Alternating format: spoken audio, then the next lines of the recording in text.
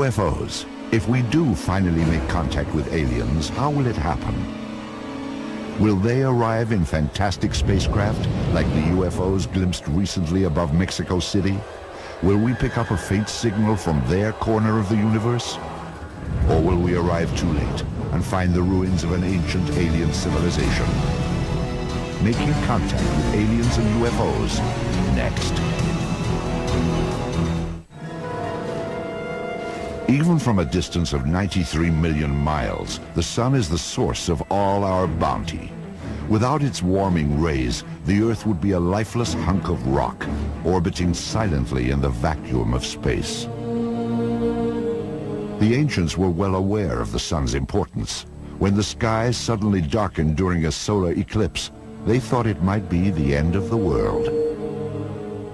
Eclipses are a fine example of how the ancient person responded to an unexpected astronomical phenomenon, because eclipses were not predictable to the ancients. They didn't know what it was. They didn't know that it was the moon passing in front of the sun. They thought the sun was being devoured by some evil god. So throughout the world, people were frightened by this. Gradually, science replaced superstition. In 1540, the Polish astronomer Nicholas Copernicus published his revolutionary theory that the sun, not the Earth, was the center of the solar system. In the early 1600s, Galileo improved the new scientific marvel, the telescope, enough to prove the Copernican theory was fact. In modern times, the rhythms of sun, moon, and Earth are well understood, so that a solar eclipse is the occasion for excitement rather than fear. And so it was that on July 11th, 1991, families around Mexico City gathered on street corners to witness one of the longest solar eclipses of the century. They brought telescopes and video cameras, but when they looked skyward, a surprise awaited. The people were recording the eclipse when they saw UFOs in the sky. And they were able to record, at least in 3 different cities, exactly at the same time, the same kind of UFOs. By 1:25 p.m., the sky had darkened, temperatures dropped, and something extraordinary still appeared in the skies above Mexico City. Jaime Maussan, producer of Mexico's equivalent of 60 Minutes, played some of the UFO videos on his program. They were taken at the same time from 3 different cities. The tapes ignited an immediate controversy. Critics charged that the purported UFO was nothing more than the planet Venus, which became visible during the total eclipse. In late July 1991, Maussan made an on-air request for more UFO videos. His viewers formed groups known as Los Vigilantes del Cielo, the Sky Watchers. There are many dozens of these vigilantes all around the country, and that way we can survey the sky of Mexico very effectively. We have at least from 8 to 10,000 videos in Mexico. It's the largest collection ever. Probably not all of them are UFOs. Probably some of them are balloons, some others are airplanes, but many of them, probably 10 to 15% of them, are really good, mysterious objects, something that cannot be explained easily. The object in this video moves in reverse, stops, and hovers, patterns of flight not associated with airplanes, birds, or weather balloons.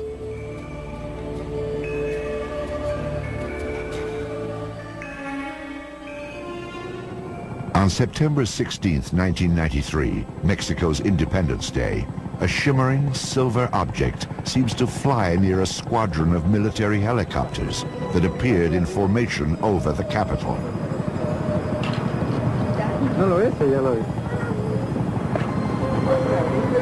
Several UFOs have been reported near Popocatépetl, an active volcano that looms some 50 miles from Mexico City. The government keeps this camera permanently trained on the volcano, watching for eruptions.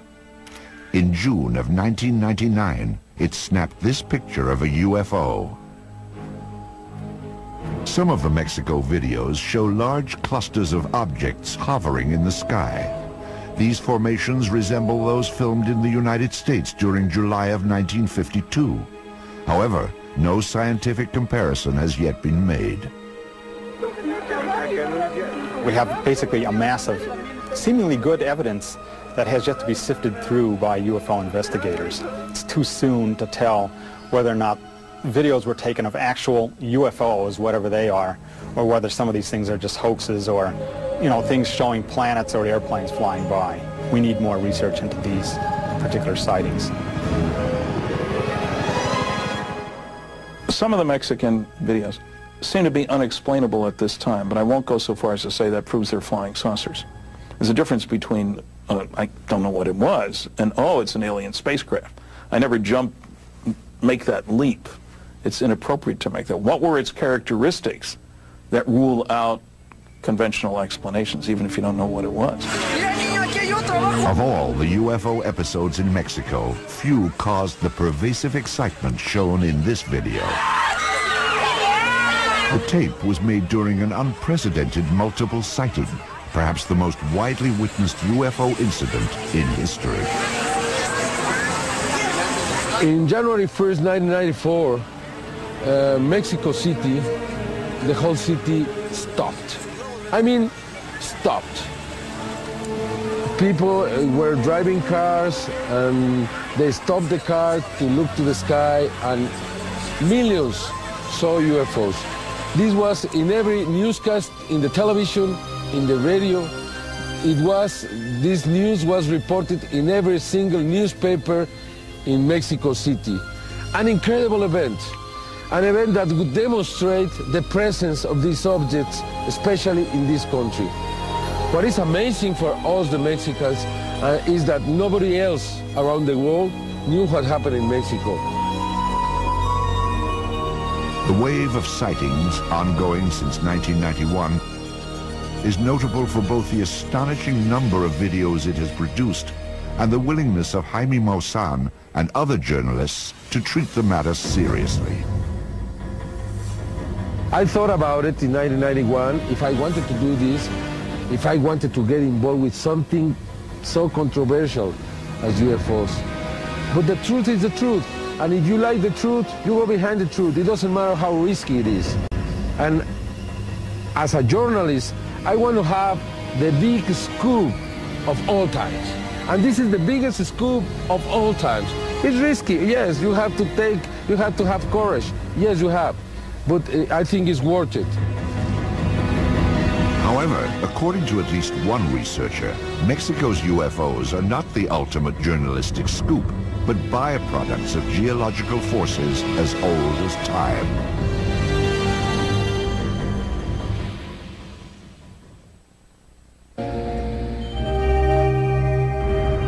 UFOs have been playing hide and seek with Earthlings for decades. Even as we open the door to the 21st century, no one has proven where UFOs come from and just what it is they want. If cave paintings, biblical accounts, and Renaissance artworks can be taken at face value, the guessing game has actually gone on for thousands of years. But some investigators have advanced a fresh theory to explain UFOs. Simply put, they are not objects from outer space, but a whole spectrum of luminous phenomena that originate within the core of the Earth itself. The Earth is a massively complex laboratory. There are an infinite number of forces that are interacting, and we really don't understand those as yet in any great depth. And the Earth does produce lights. It has its light show. And I think they're older than the human race. They belong to the very body of the Earth. Among these exotic natural wonders are earthquake lights and ball lightning. Scientists believe that earthquake lights occur both before and after tremors, when gas released from within the Earth suddenly ignites and shoots sparks into the atmosphere. Ball lightning is believed to be an accumulation of static electricity that not only becomes visible, but is also capable of moving in the air and along hard surfaces. To those who have studied UFOs, however, even the most spectacular natural phenomenon can only explain a few unidentified flying objects. When you look at a range of UFO reports that have been made over the years, and thousands, presumably some small fraction of them, if they're under the right conditions, in the right place at the right time, some of these kinds of phenomena have to be considered. But by and large, from what I've read and what I've seen, they don't really fit. In this ongoing debate, another type of naturally occurring luminous display is often cited to explain UFOs. They are known as Earth lights. The characteristics that probably distinguish Earth lights from earthquake lights or ball lightning are that they tend to last for longer. And they often haunt particular areas like a valley, like a mountain. In China, for example, Mount Wutai-Shan and Mount Omai, there are temples that have been built specifically because light phenomena occur there. And the people who built the temples thought these lights were an expression of the Dharma. But that indicates to you how long lights were seen in that area, centuries. Despite such ancient traditions, no one can explain exactly how Earth lights are created. We are testing theories. And one of the strongest contenders is that tectonic stresses in the Earth, through the Earth's geology, not necessarily related actually to an earthquake, though it can be, that these stresses produce tremendous force fields, and that through whatever mechanisms we don't really understand yet, plasmas are produced. Proponents of this naturalistic theory suggest that plasmas, luminous clusters of charged particles, explain even the most well-known UFO sightings. And I should also say, if we go back to Kenneth Arnold's flight over the Cascade Mountains, he saw 9 objects of light. And at that time, the Cascade Mountains, which we know are tectonically volatile, they were building up to their largest earthquake ever recorded at that time.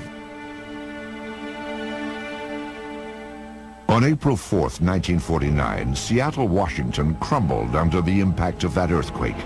However, it hit more than 18 months after Kenneth Arnold's sighting. Could there have been a link? Sounds good.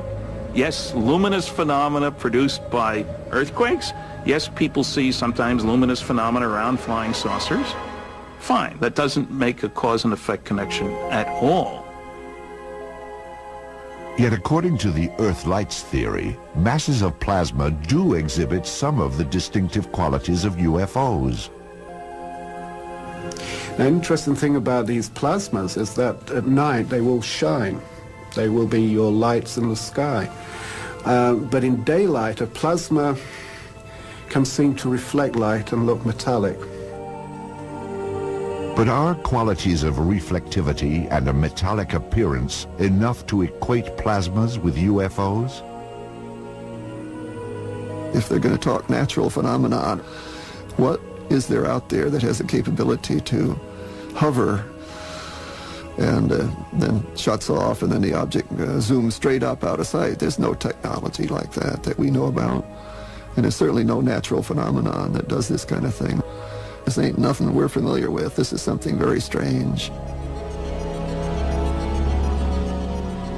In order to be mistaken for UFOs, these natural Earth-light plasmas would have to display some extraordinary capabilities, like those witnessed in 1980 at Bentwaters Air Base, or in 1967 near the Canadian town of Shag Harbor. Well, some of them can sit on the water and have been observed going underneath water as well. Some just come out of the ground, that's where they come from initially, and some of them will just sit there, or some will flash off over the hill and come down again, earth themselves again. According to its proponents, the Earth-like phenomenon is the best and the only explanation for UFOs. I think if we understand Earthlight and all the range of phenomena associated with them, quantum physics and plasma physics will literally take a quantum leap. They will literally move ahead a decade, probably one fell swoop. Still, UFO researchers point out what they see as a fatal flaw in the plasma Earthlight theory. We have to look at the characteristics of the earthquake lights or the plasmas or ball lightning or any of these things. How do they move? What color are they? What size are they? These are important considerations. Then look at the same data for UFOs. Well, the typical even landed saucer is 10 to 30 feet in diameter. These plasma phenomena are literally this big. So it's the careful consideration of what are the characteristics. If you're trying to explain this with this, they have to match. Perhaps not surprisingly, the ongoing wave of Mexico City UFOs has been swept up in this controversy. Many of the mysterious lights appeared in the vicinity of the nearby volcano, Popocatépetl. It is a matter of record that the long-dormant volcano suddenly became active, precisely at the time the sightings began. During a research trip to Mexico in August of 1999, Paul Devereaux visited the ancient city of Teotihuacan, some 50 miles from the volcano, and theorized about the connection. This place is very active and volatile in a tectonic fashion. And what we found that these earthlights do frequent areas where there are active surface tectonic geological faults. And this is a prime location for that phenomenon to occur. And I think is one of the elements bound up into the whole Mexican UFO wave. The questions of whether UFOs are real or if life exists elsewhere in the universe may not be resolved by earthbound debate. There is, however, another approach. Build a rocket, blast off, and see for ourselves.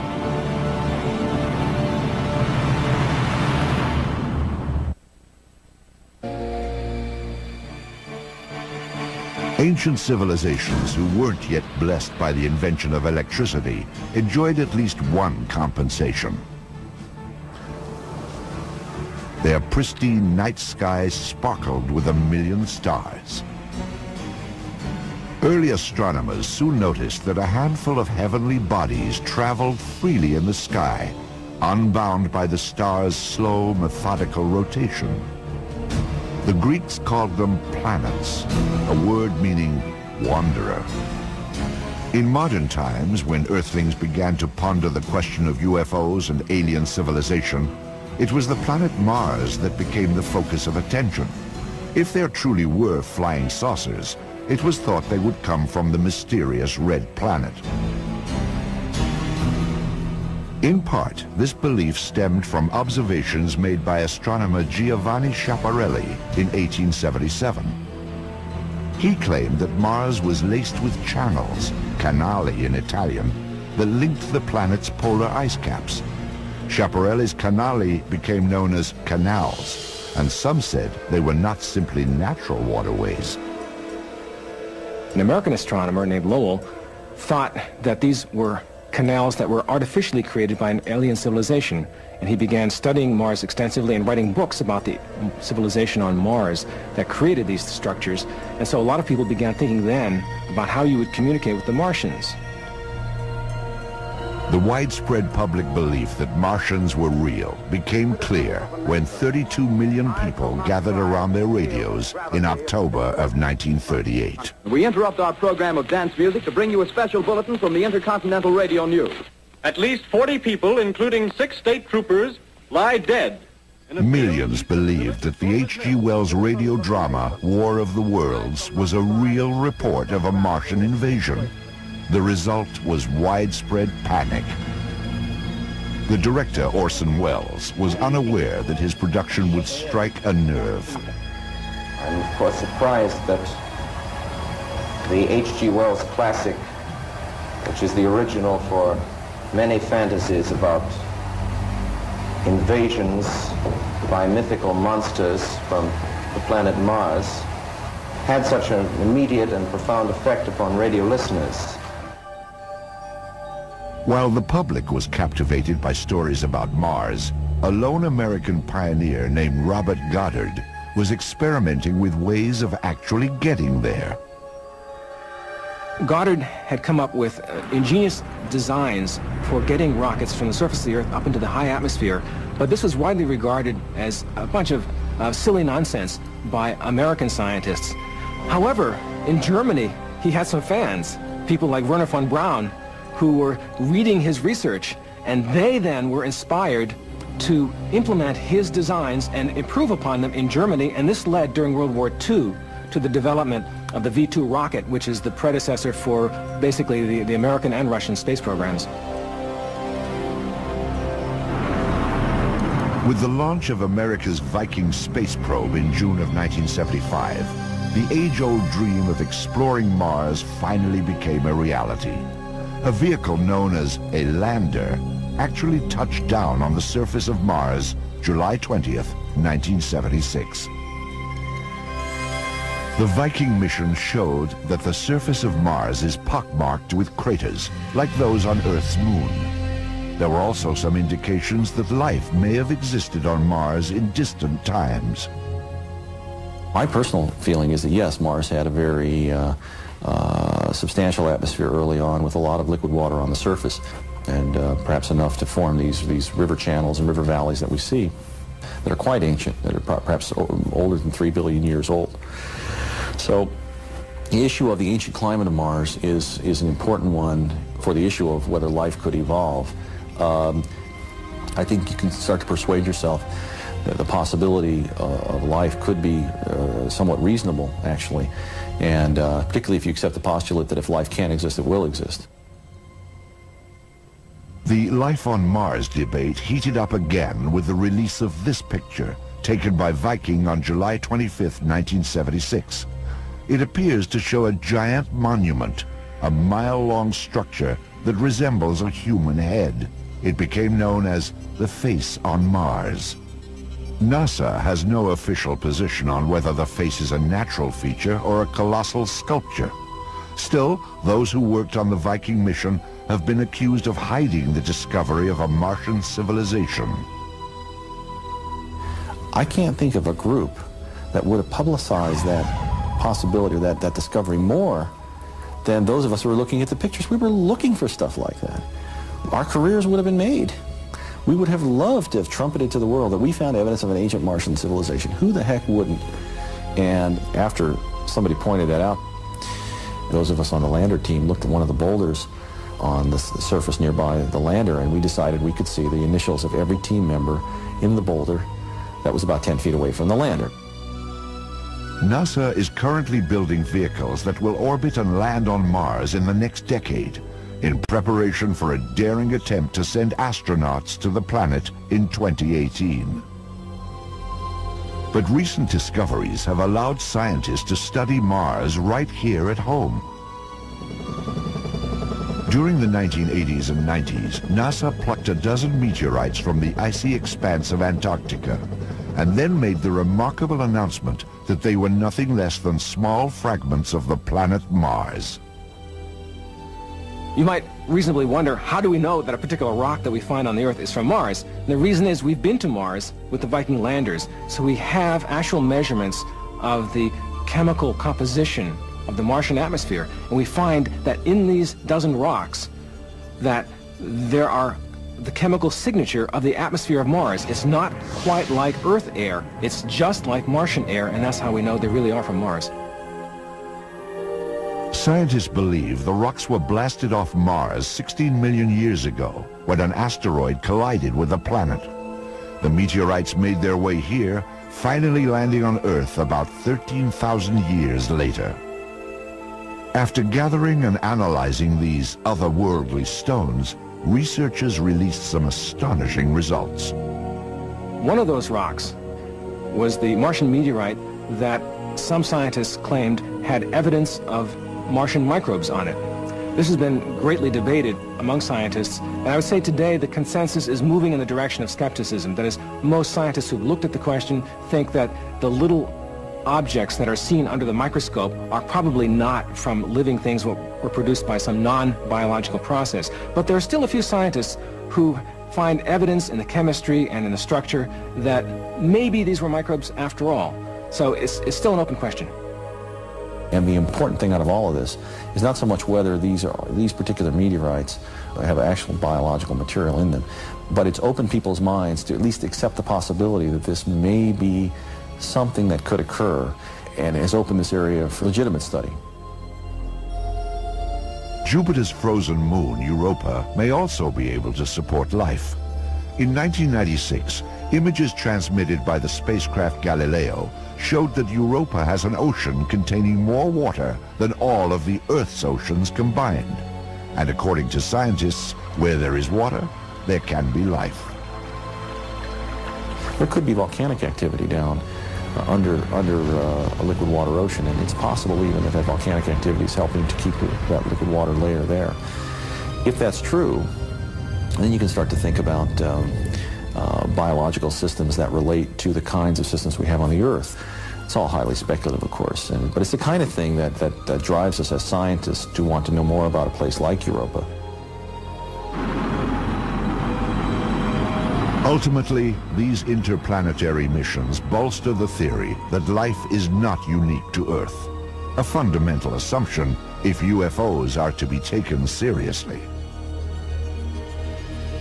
I think it strengthens the hand of the people who believe that life is fairly commonplace within the galaxy and within the universe, because now we don't have just one example, we've got two or more examples nearby. So that's why this becomes of profound importance, perhaps one of the most profoundly important things that man has ever done. Despite the promise of discovering life in distant galaxies, current rocket technology may put the brakes on expeditions into deep space.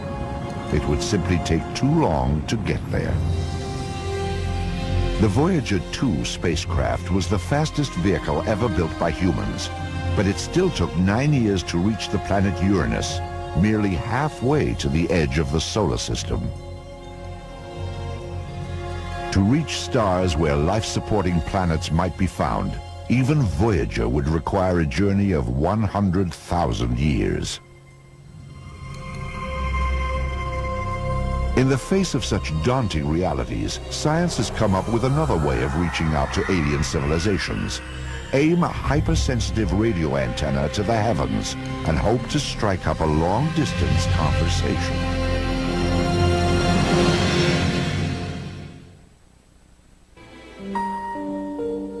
It was in 1896 that an Italian engineer named Guglielmo Marconi hooked up some electrical parts in an inspired combination. Then he sent a signal roughly 1 mile, not over wires, but directly through thin air.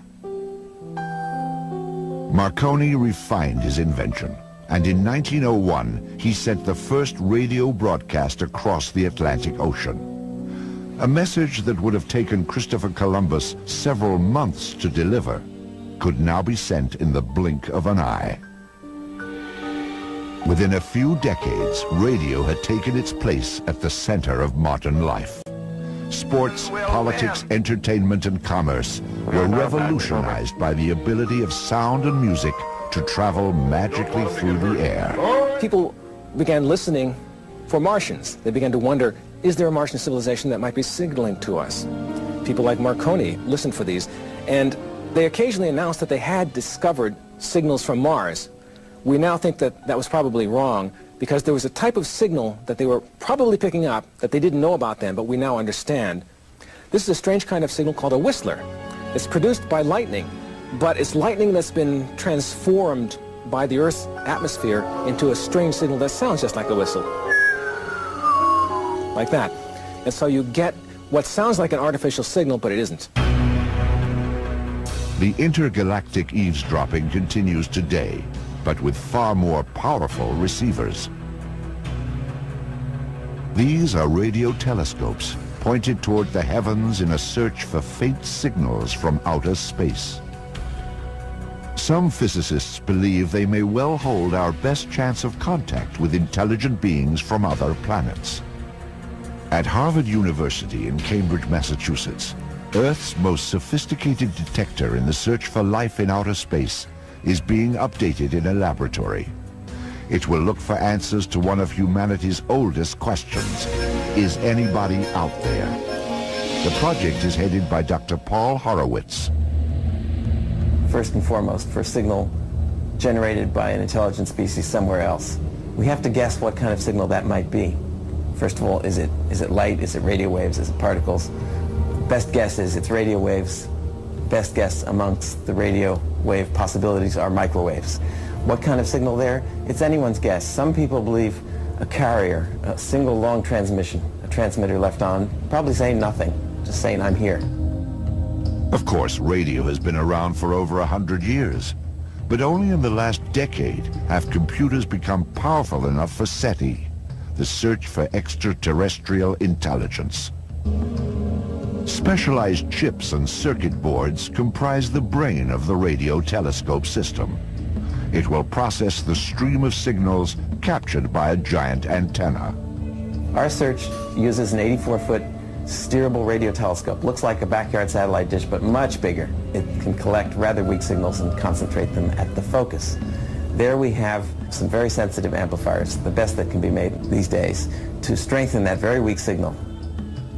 The tiny signals will be transmitted through cables into the control room, where an array of computers will sort through the cosmic noise, looking for a deliberate signal, a sign of intelligent life. Occasionally we find strange signals there, really interesting signals that look like the kind of thing that might be produced artificially by another civilization. But if you got a repeat of the signal at the same frequency and the same point in the sky, that would tell you it was not a random event on the surface of the Earth or inside of your computer. We would have to say that it's most likely being produced by another civilization some distance away. The problem is none of these signals has ever repeated, but it's enough to keep us intrigued and wanting to continue. But what are the odds that we will get a signal from some exotic civilization? That there's other life in the universe, guaranteed. That there's other life in the galaxy, guaranteed. Any odds you like, absolutely cannot be any other way.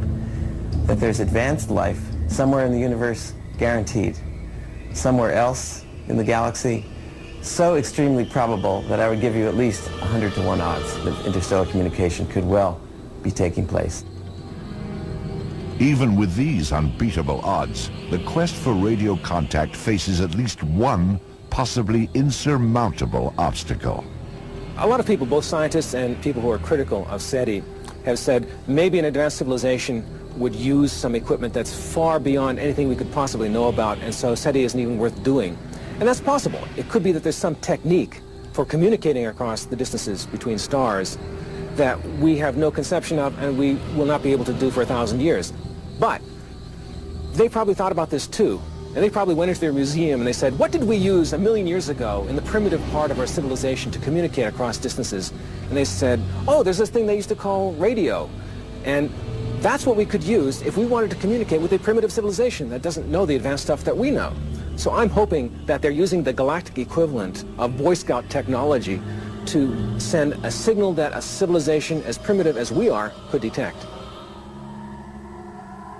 If such a scenario plays out, we may be able to achieve distant rather than close encounters with extraterrestrial beings. Dr. Horowitz believes that one day, SETI will indeed receive a message from other intelligent life in the universe. And this will be quite an event. This will be the first bridge across 4 billion years of independent life start and evolution. It'll be the end of Earth's cultural isolation in a galaxy and a universe containing surely millions of other civilizations. It will be without doubt the greatest discovery in the history of humankind. Until that broadcast is received, we remain the eyes and ears of the universe, ever alert for a tiny signal that tells us we are not alone. However, during the 1980s, some UFO researchers came to believe that there were abundant signs right here on Earth that visitors from outer space had made contact. The clues were the so-called crop circles, large and often intricate patterns carved into fields of grain across Britain. Crop circles were connected to the UFO phenomena beginning in the early 80s, soon after they appeared in England, because people figured round marks on the ground, gee, they're like UFO traces that UFOs have left before, so why not UFOs causing these things? Because they are mysterious, they can't seem to find the source of them. These mysterious forms began to appear in Bratton, Wiltshire, England, around 1980. Farmers here called the simple shapes corn circles and wrote them off as a quirk of nature. But the months and years that followed brought an explosion of new sightings. Crop circle magazines soon emerged to publicize the elaborate and beautiful patterns that were now visiting other crops. Researchers who call themselves cereologists stepped in to catalog these strange patterns and discover common traits. But are crop circles evidence of alien visitors? To solve the mystery, a commercial film company in England undertook a nighttime stakeout of a cornfield in Wiltshire in 1991. It was here that filmmakers made a startling discovery. Thermal imaging equipment revealed the faint outline of humanoid shapes moving in a circle. The shapes were in fact quite human. They belonged to a pair of Englishmen named Doug Bauer and Dave Chorley. Doug and Dave claimed responsibility for dozens of the complex patterns that had caused so much mystery. Many circles, the twosome pointed out, were even signed with their initials, D and D. The circles that we created in 1978 with the standing walls of corn as if they'd been cut out of pastry with a knife, they were our doing, and we started it way back in that time. However, numerous crop circles have now been observed in Canada and the United States, in addition to those that continue to appear all across England. Doug and Dave didn't make those. They would have to have been lickety-split all over the planet. Having said that, that doesn't mean I find a UFO connection. There really aren't any good cases of people seeing the saucer making the crop circle. It's another one of these interesting anomalies that should be studied at the university level and isn't being.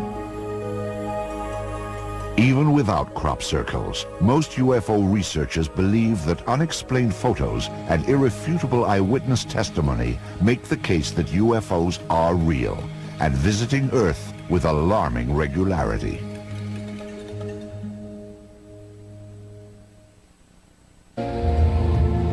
Virtually all of us have heard of UFOs, but relatively few of us have ever seen one. How are we to pass judgment on the question of whether or not they are real? Making such a decision is like being a juror and weighing evidence on one of the most important issues facing humanity. Perhaps UFOs are nothing more than hoaxes or mistaken observations, but if they are real, they have to come from someplace. The universe offers infinite possibilities. If there is life out there, it may well have gotten going long before we did. Indeed, Zeta Reticuli, a pair of stars often mentioned as having planets that might support life, is known to be about 1 billion years older than the Earth. The thing we need to keep in perspective, we've only had fancy technology, call it 100 years. Well, the Zeta Reticulans got a billion-year head start. Let's be conservative. Let's suppose they only got a million-year head start. Let's be truly conservative and say they only got a 10,000-year head start, which is nothing out of the billion years available. Surely we would all agree that we can't even imagine the advanced technology there. If some advanced civilization built spacecraft that can actually whisk them through the universe, why would they want to visit a primitive galactic backwater like Earth? One can only postulate that they're concerned about their own survival and security. At the end of World War II, there were 3 signs visible to any alien visitor that soon this primitive society whose major activity is tribal warfare would be bothering them. Rockets, radar, and nuclear weapons were three signs that Earthlings might soon be a force to contend with in the interstellar neighborhood. If there are other civilizations in the universe, perhaps they felt the need to keep a watchful eye on potentially threatening developments here on Earth. There had been many, many sightings over air bases in the West, over classified atomic installations. They were not just randomly distributed, but they did seem to concentrate, at least in the early years, on places where experimental research was being done, this kind of thing. Statistically, astronomers know that there's life out there somewhere, and the chances of it being intelligent life is debatable, but it's possible that somewhere in the universe there are creatures like us. Now, whether they're coming here is a very tricky question because we don't have the physical evidence. We don't have the chunk of saucer in our hand, and abductees haven't brought back a towel from the Zeta Reticuli Hilton. We don't have any of the good stuff that definitely proves that somebody has been here. What the UFO case lacks in physical evidence, it makes up for in solid eyewitnesses. The Air Force UFO investigations from 1948 to 1969 cataloged some 12,000 sightings. Most were explained, but 700 accounts from credible witnesses remain a mystery, despite all the Air Force efforts to explain them. They used all kinds of tricks to misrepresent what the results were, always focusing on only 700 couldn't be explained. Only? If I was looking for cures for cancer and I looked at 12,000 chemicals, would I say there is no cure because only 700 worked? The point is to find one. But even accounts from seemingly unimpeachable eyewitnesses are not enough, at least when the subject is UFOs. When you get down to it, what we have always is a story. I saw something. I saw a light in the sky. I saw a crashed flying saucer. And a story is mythology. It is not in and of itself proof. Yet videos and photographs add powerful support to eyewitness accounts of UFOs. Many photos have been examined by experts who have found no evidence of fraud or alteration. However, if it can be proved beyond a reasonable doubt that UFOs are real, we have only unleashed a new problem. The UFO phenomenon is a great challenge to our intellect, but even more, it's a challenge to our humility. That mankind likes to think he's in control. And if we take this subject seriously, we realize we're not. And I believe that mankind, across cultures, is fundamentally in psychological denial on this subject. We don't know how to cope with it emotionally. We can't even begin to grasp it intellectually. Perhaps UFOs will one day be revealed as top-secret fighter planes, more advanced and alien-looking than the F-117. Or UFOs may prove to be nothing more exotic than birds or weather balloons, as laughable as our ancestors' belief in witches and sea serpents. Of course, it is entirely possible that UFOs are exactly what they seem to be. Alien aircraft from parts unknown. For the time being, at least, the truth about UFOs is in the eye of the beholder.